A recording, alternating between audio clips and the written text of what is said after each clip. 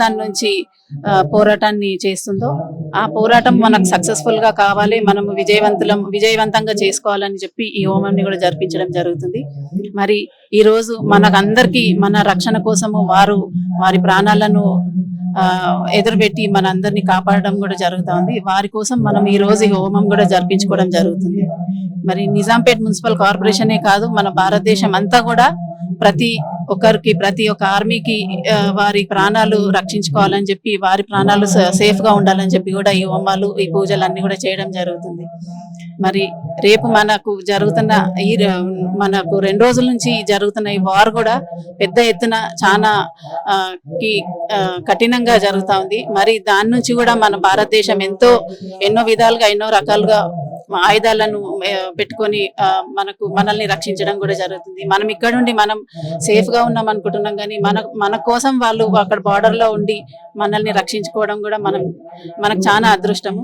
మనం అందరం కూడా ప్రతి ఒక్క ఆర్మీకి కూడా మనము థ్యాంక్స్ చెప్పుకోవాలి, కృతజ్ఞతలు చెప్పుకోవాలి. మనం అందరం కూడా వారికి కృతజ్ఞతలుగా ఉండాలని కూడా నేను కోరుకుంటూ, ఈ రోజు ప్రధానమంత్రి గారు మోడీ గారు కూడా మన దేశాన్ని కాపాడాలని కూడా వారు ముందుకు రావడం మనకు చాలా సంతోషంగా ఉంది. ఇదే విధంగా మన దేశాన్ని కూడా కాపాడుకోవాలి. ప్రతి ఒక్క లీడర్ గాని, ప్రతి ఒక్క నాయకుడు గాని అందరూ కూడా దేశాన్ని రక్షించుకోవాలని చూస్తా ఉన్నారు. అంటే ఇక్కడ చాలా మంది కూడా అక్కడ ఉన్న జవాన్లందరూ విజయాన్ని సాధించాలి, వాళ్ళు సురక్షితంగా ఉండాలి, వాళ్ళకి ఇంకా దేవుడి శక్తి కూడా అవసరము అని చెప్పేసి కూడా హోమాలు జరిపిస్తూ ఉన్నారు. వాళ్ళు పోరాడాలంటే శక్తి ఖచ్చితంగా అవసరం. వాళ్ళకున్న శక్తి కంటే దేవుడి శక్తి, ఇంకా ఆయన అనుగ్రహం చాలా ఇంపార్టెంట్ కాబట్టి ఇప్పుడు హోమాలు చేపిస్తుంటే కొంతమంది మాత్రము మోడీ గారి నిర్ణయం తప్పు, ఆయన యుద్ధం ప్రకటించేది లేకుండే శాంతియుత సమావేశాలు జరిపించాల్సిందే అని ఇప్పటికీ కూడా ఇన్స్టాగ్రామ్లలో పోస్టులు చేస్తా ఉన్నారు. మరి దీని గురించి మీరేం చెప్తారు? ఒక్కొక్కరు ఒక్కొక్క రకంగా మాట్లాడుతూ ఉంటారండి దేశం గురించి. కానీ ముందు అడిగేసి మన దేశం కోసము అడిగేసిన మోడీ గారికి చాలా థ్యాంక్స్ చెప్పుకోవాలి.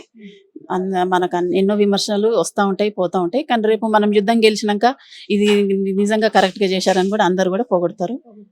నారీమణులు మన కోసము ఎంతో త్యాగం చేయడము, వారు ఈ యుద్ధంలో ఇది కావడము మనకు చాలా బాధాకరంగా ఉంది. వారి కుటుంబానికి, వారి ఫ్యామిలీకి అందరికీ కూడా మన కార్పొరేషన్ నుంచి కానీ, మన భారతదేశం నుంచి కానీ అన్ని సేవలు అందుతాయని కూడా నేను కోరుతున్నాను. చాలా సార్లు కూడా చాలా మంది మన చరిత్రల గురించి చెప్పారు. దేశాలు అంటే 2 దేశాల మధ్య